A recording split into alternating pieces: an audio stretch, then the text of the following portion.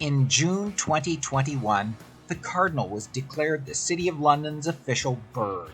The great blue heron, bank swallow, great horned owl, mourning dove, black-capped chickadee, and red-tailed hawk were among the other charismatic candidate species.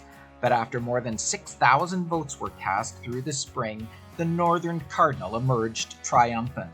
And why not? It's a colorful bird that young and old nature enthusiasts can admire through all 12 months of the year.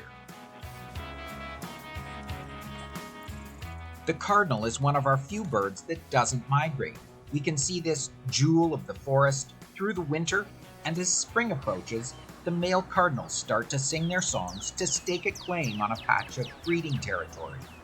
Interestingly, once a male and female cardinal partner up, they stay together for life. The male, with its red plumage, is most striking. The female has a more muted beauty.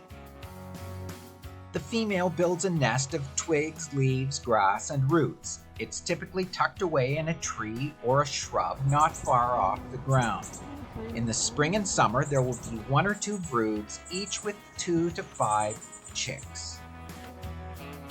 Through the spring, summer, and fall, we can continue to enjoy the northern cardinal.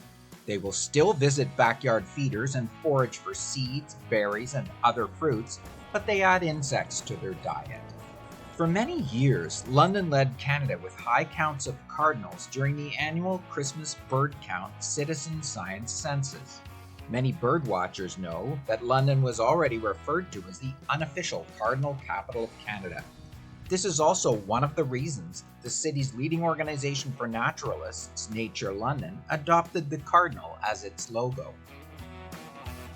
But set aside migration habits and bird counts, the northern cardinal is simply beautiful. It's a wonderful official bird for our forest city. For more information about northern cardinals, visit allaboutbirds.org. And for more information about the initiatives of Bird Friendly London, visit birdfriendlylondon.ca.